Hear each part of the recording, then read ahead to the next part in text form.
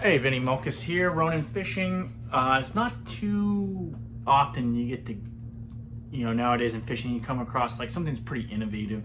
I mean, growing up, I remember when the Cinco first came in to the sphere and it was just tearing things up.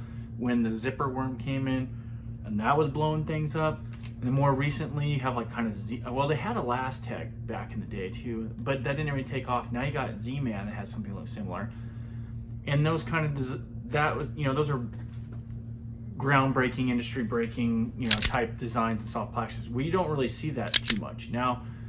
We're seeing a lot more different shapes in recent years, creature baits and whatnot. But I'm here to show you one that I believe is on the innovative side of things, and it's just not something that somebody's in their basement injection molding these things, or not injection molding, just molding these things at a plastisol.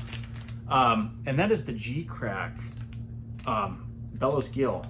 And I've been using this package, just to let you know. I got a few of them, but this is one I have right here, the 2.8. This is the one I've been using the most, so I got it right here. This is, like I said, Geecrack.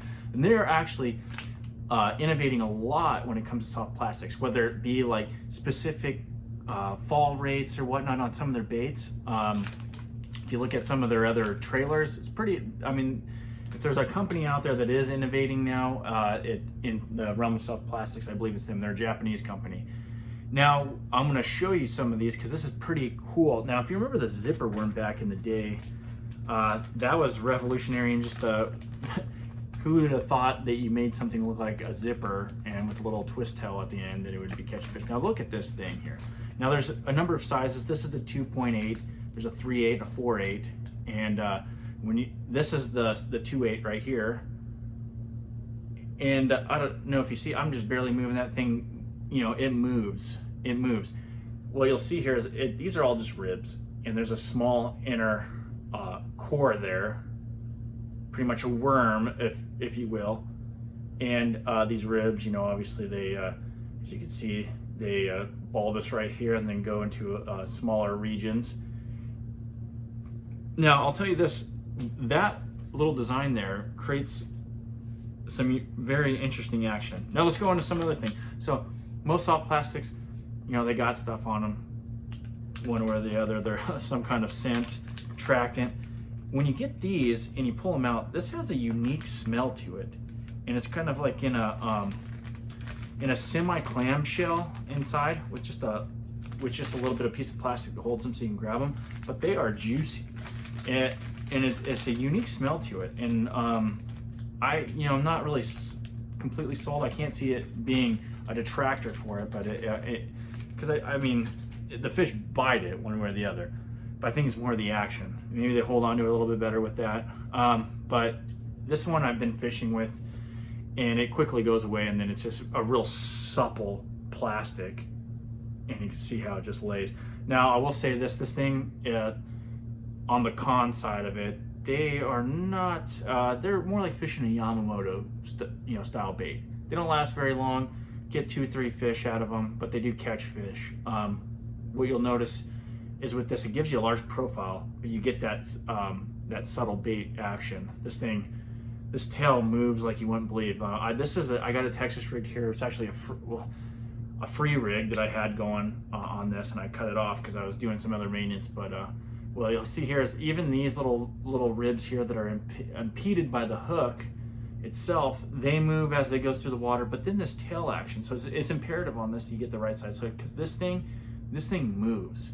And I mean, it moves good, and it has a weird swimming, or a unique swimming action that I think it's going to be key in certain situations. Now, when you get into the bigger ones, it has that same swimming action, but it has when you fish them weightless, they have a fairly unique fall, and they kind of just like rotate back and glide. It's pretty awesome. I haven't really gotten a huge good bite on them yet, but there will be a time and a place for sure. This will be in my arsenal. Like I said,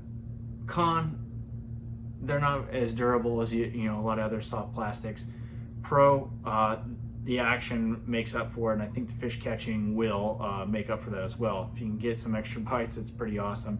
The uniqueness, the unique profile, the unique rib appendages on this are awesome as well. I'd love to try to punch this, but it seems a little too flimsy at the moment, but we might try doing it with some of the bigger ones, and we'll see what that is. But so far I've free rigged it, threw it on a Tokyo, which I do punch with Tokyo, but threw it on there, threw it weightless, and it, the actions exceeded, well, it's right in line with what they say when you watch the videos from Geecrack about it, or some of those guys in Japan.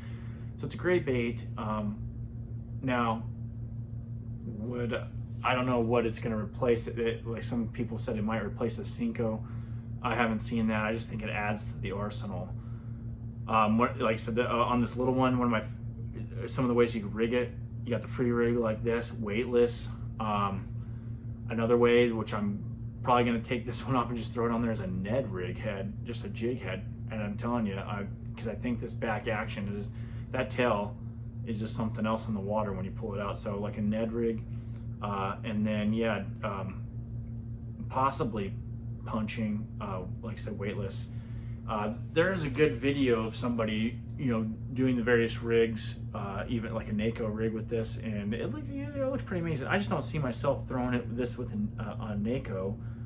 I mean, I could, but I think there's too many other baits that are complementary to that rig that this bait doesn't fall into that. Like I said, this is more like a Texas rig type thing, and maybe the bigger ones like a weightless or a punching type bait. If you can